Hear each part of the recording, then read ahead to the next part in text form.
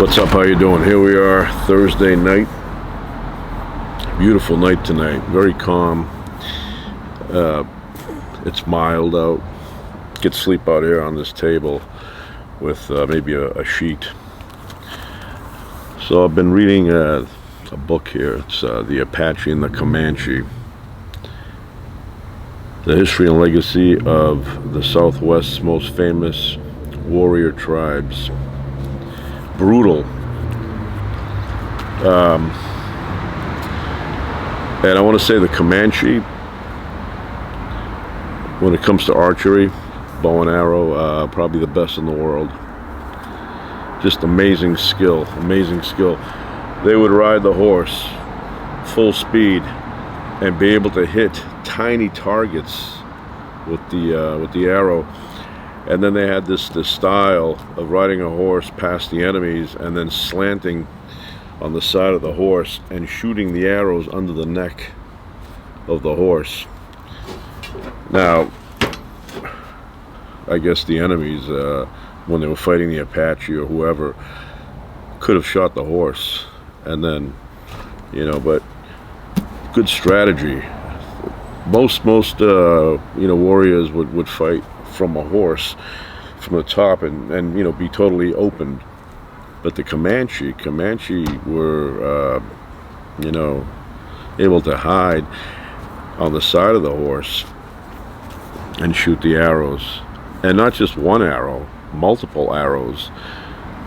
They were saying that the Comanche would pull, release, and before the first arrow would hit the target, they would get 3 other ones in the air. It's like pop, pop, pop, pop.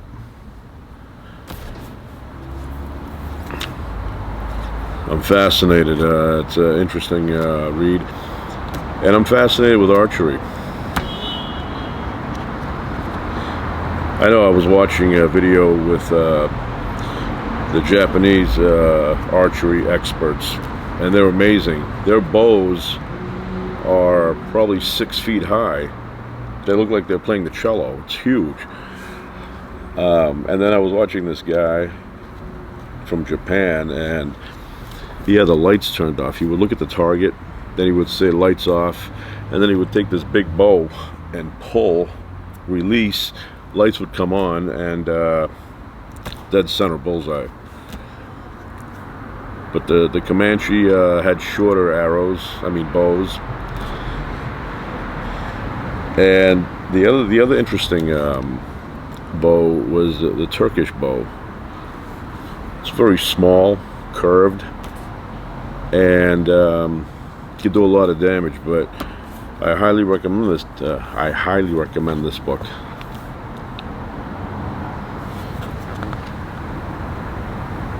Got the light there.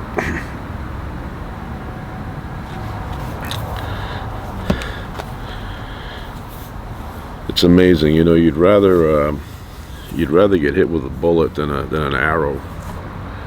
Seems the arrow is, obviously not as fast, but very bulky. And then they would make them in such a way that it was difficult to pull them out. You had to go the other way and just keep going. But in those days, if you got hit with an arrow, forget about General Hospital. You weren't going to make it unless they got you in the arm, and even then, some of these tribes would dip the arrow in manure or different substances that were high in bacteria count, and then they would shoot you because they understood probably germ theory. So even if they didn't do that, though, the fact is that once you had an opening in your body, bacteria is going to get in there, and then you would probably die of an infection.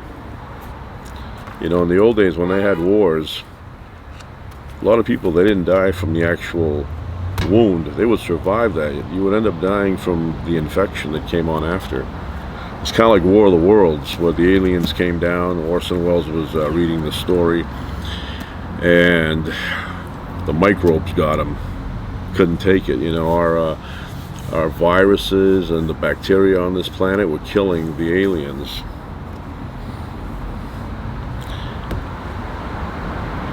You know, it's amazing. Those people back then, I don't know what year was it, in the 30s, where Orson Welles read that on the radio. I think in today's world, we would immediately understand that it was just a play, it was just a show. But people back then were panicking. You know, they were running around, going crazy, you know, buying milk at the store just in case something was going to happen. They thought it was an actual invasion.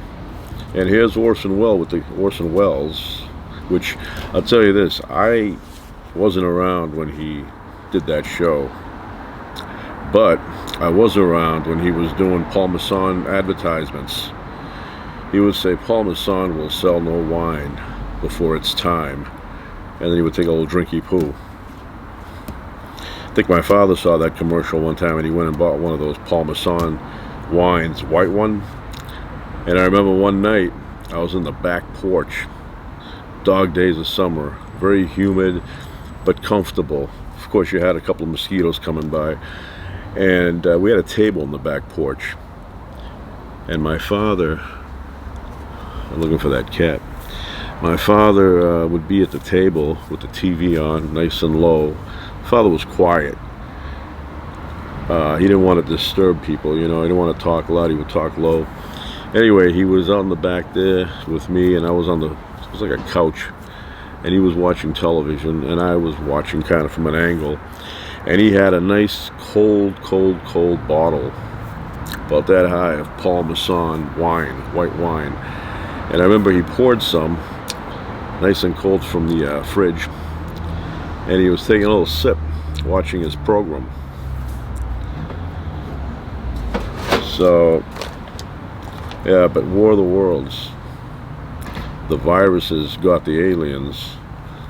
You should have worn a mask.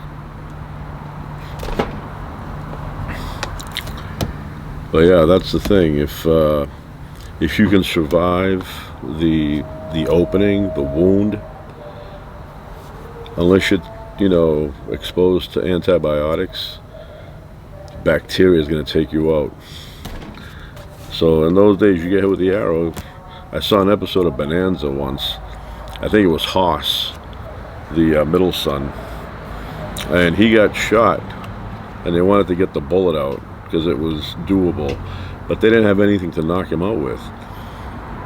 So they gave him a whole bottle of whiskey to drink. And you know, being drunk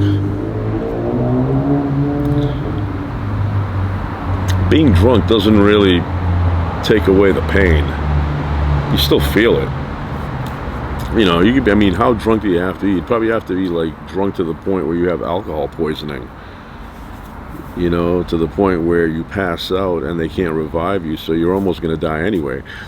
But if you drink, I don't know, half a bottle, and you're drunk, and somebody takes a knife and cuts you open, you're going to feel that. Not as much, but, you know, yeah, you're going to feel it.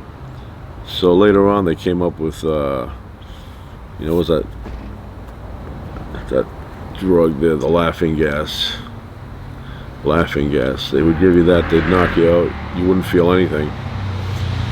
But prior to that, they would give you alcohol, and I remember that episode. He drank the alcohol and he passed out, and they removed the bullet, but when he got up the next day, big hangover. So yeah, well, yeah, I can't even imagine getting hit with an arrow. You're talking, you know, to your friends, all of a sudden an arrow comes, and they really have to open you up to get that out, because they have those things. It's like a fishing hook, you know, a fish hook where it has ridges opposite sides, so when you go to remove it, it grips. Mama's boy. So one time when I was fishing, that particular day, I wasn't catching fish. We went to a different location and I wasn't catching any fish. So I decided I'm gonna go down, you know, a couple of 100 yards and try a new location. I was little, couldn't have been more than, you know, 7 years old, and I caught a fish. I pulled it out and grabbed it, and I went to remove the hook, and somehow as I was removing the hook, it went into my index finger, like deep, went right in, sank in, and all I could see is the back part of it sticking out, and I couldn't reverse it out. It wouldn't come out, and I was like panicking a little bit. I was thinking that, how am I going to get this thing out? It's stuck in my hand. And I tried, and I was just like thinking, I'm just going to take the pain. And I twisted it until basically I opened up a bigger hole, and I was able to get it out. But once that thing was in there, and I've watched videos recently, like maybe a couple of years ago, not that recent, a couple of years ago I was watching these videos where people got the hook inside them and they couldn't get it out, and they had to do some you basically take the line and you tie it around and around the hook, and then you do a fast pull, and that pulls it right out along with all your bones. I didn't do it that way. I just used a lot of pressure, and I pulled it out. Even though it was gripping, I could feel it gripping, but I was just, I tore it out, and then my finger was like leaking blood. It healed. I got another funny thing about this index finger. I was in Maine one time, friend's house, up their cottage. They weren't there, but they used to give us the key. And my whole life I knew that serrated edges were sharp, you cut bread or whatever. But I thought maybe the other ones that were straight edge were not that sharp. So what do? I'm cutting bread, and then I went and I kind of tested how, kind of on my index finger, and it sank in. And if you kind of look carefully on my index finger, you could see there's a scar, that curves. I could see it many years ago, but it's still there. Funny thing happened about a year ago. I think I was making toast with butter or something. I had this really sharp, pointy knife. I had just sharpened it the day before, and it was on the counter, and somehow I hit it with my hand, and it fell downward, and it went into my foot. It was sticking up out of my foot. The tip went in, and I pulled it out, and left me a nice little, inch scar. Got stabbed in the foot. So anyway, that's it. Great warriors, the Apache and Comanche. Fascinating. I highly recommend it.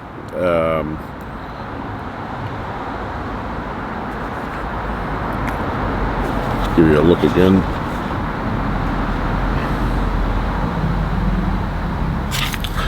I'm thirsty. I feel like I wish I had some, I don't know, iced tea or something right now. I think I'll make some. All right. Time to go.